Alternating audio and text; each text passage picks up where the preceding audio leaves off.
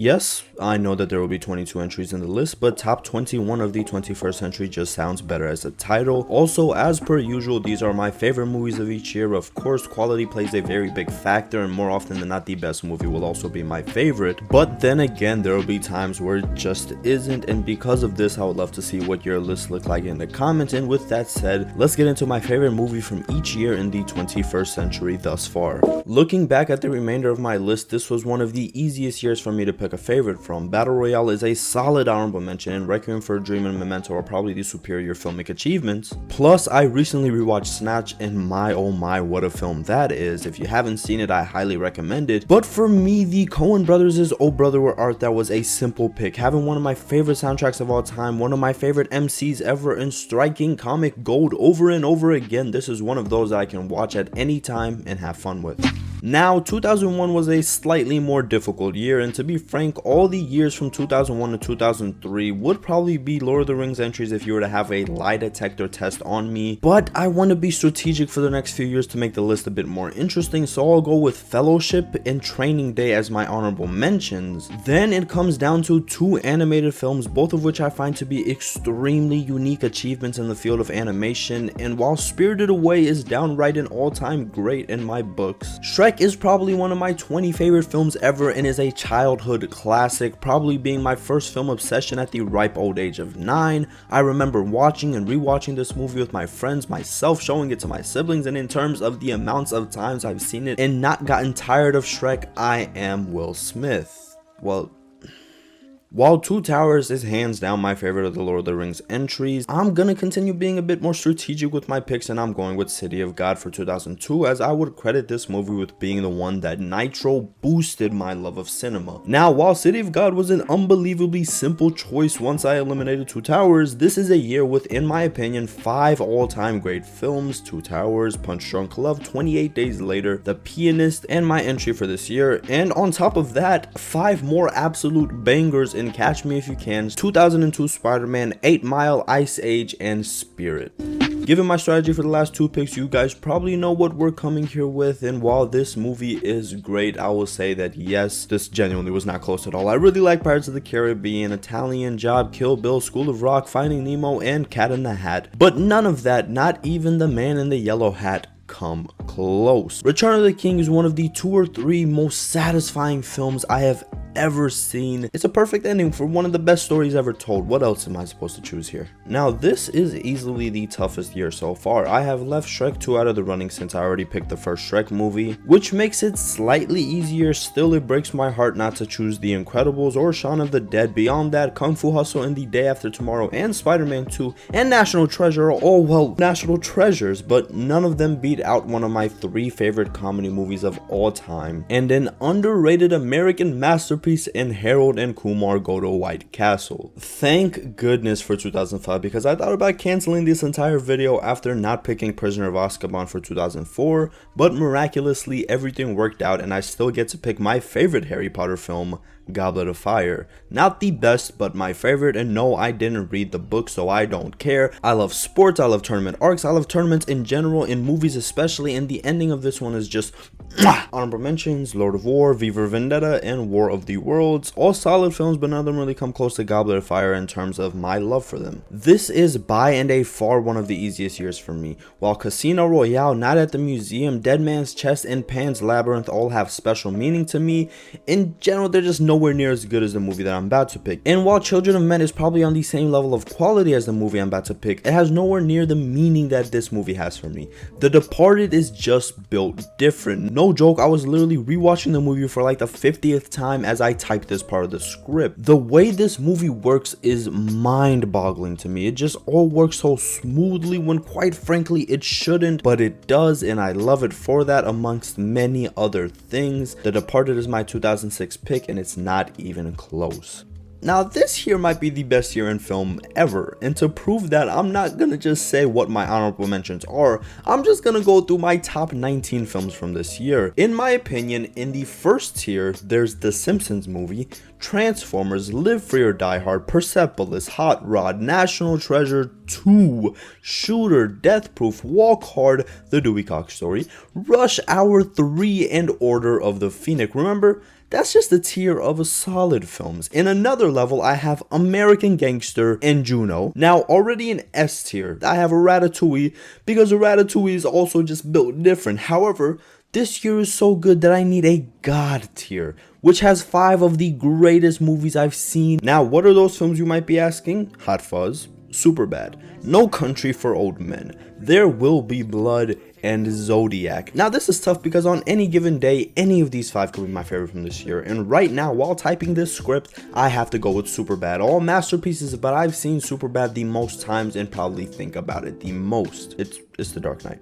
There's no reason to tiptoe around it. This is one of the most talked about movies on the platform, so check out one of thousands of videos on this. The Dark Knight is clearly on a separate level, but there's a really great second tier, which includes Cloverfield, Slumdog Millionaire, Tropic Thunder, Iron Man, Guantanamo Bay, and Madagascar 2, but it's The Dark Knight. Let's just move on to 2009. For 2009, there are 4 movies that are clearly in the running for me. The 4 being The Hangover, Zombieland, Fantastic Mr. Fox, and Inglourious Basterds. And while all of these are great, Inglourious Basterds holds a special place for me, and quite frankly, it feels like one of those films that were specially designed for me, just like The Departed in 2006. From the comedy to the action to the story itself, this is, in my opinion, Tarantino's best film and clearly my favorite movie from 2009. Speaking of movies specially designed for moi, Aaron Sorkin and David Fincher's The Social Network.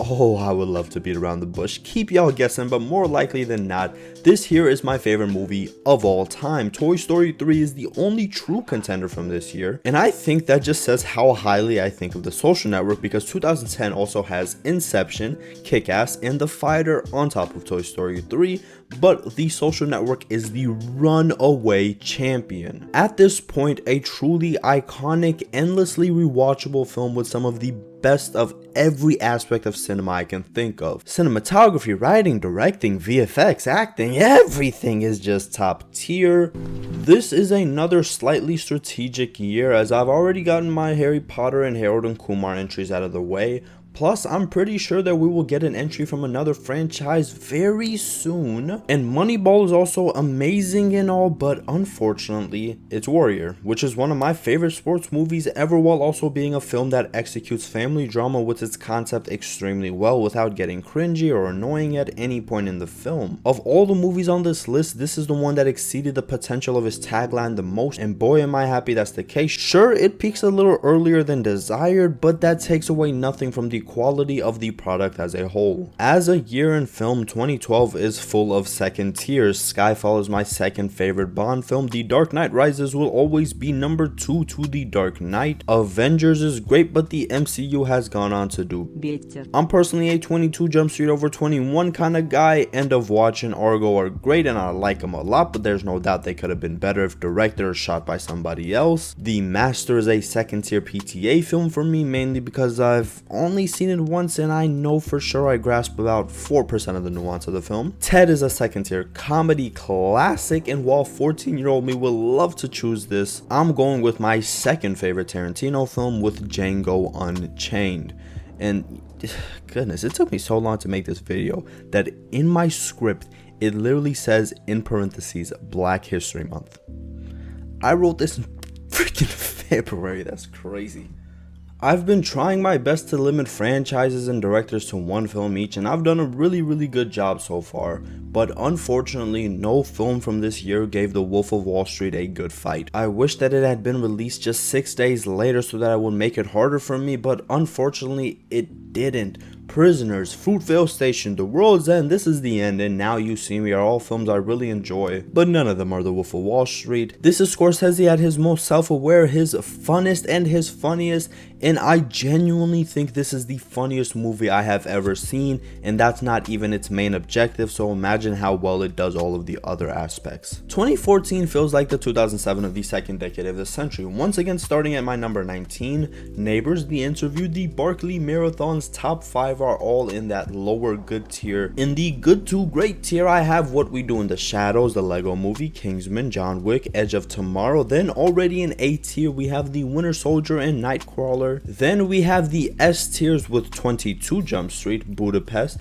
Dawn, Guardians, Gone Girl, and Birdman. And now the two movies that are just on another level from this year are actually extremely close.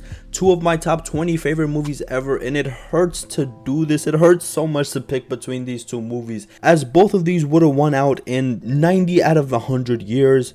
Whiplash over Interstellar for now, because Whiplash is a bit fresher in my mind. Amongst these honorable mentions, and also considering the fact that The Night Before is one of my favorite comedies ever, 2015 still came down to the two major action movies of the year, and while I would like to say it was close, it wasn't. Mad Max Fury Road is an achievement unlike few others, and I would like to save even brief thoughts for a future solo video for this movie. Just believe me when I say there is something to appreciate in this movie for everybody. Boo!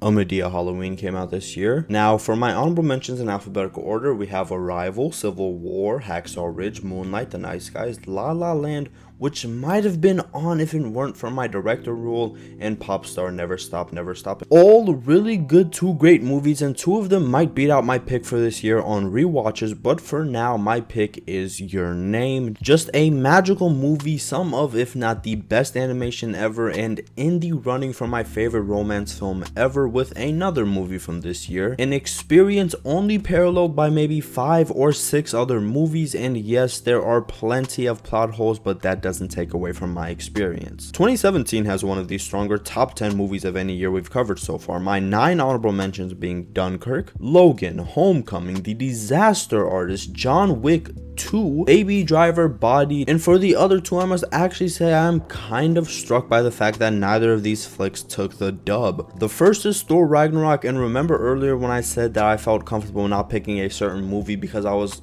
almost sure one from its franchise would make it, rip War of the Planet of the Apes and the whole Planet of the Apes franchise. For 2017, my favorite movie is Get Out, which is another movie I'd like to save all of my thoughts on for a separate solo video, but if you do want to hear some of my thoughts on it in addition to the other two Jordan Peele joints, you can check out this cut take in the eye. We are now entering the home stretch, and for 2018 it really came down to Infinity War and Spider-Verse. So I flipped a coin and I got Spider-Verse. Now for these last 3 years I have extensive videos in which I am covering the movies in the moment, so I'll just quickly run through 2 honorable mentions and the winner for each year. For 2019, The Farewell beat out Parasite and Marriage Story, and you can check out my thoughts on this extended 2 and some hour long podcast along with some of my friends' thoughts. For 2020, Sound of Metal took down Soul and First Cow, which there's the video right there in the eye. And finally for 2021, Dune beat out Bo Burnham's Inside and Red Rocket once again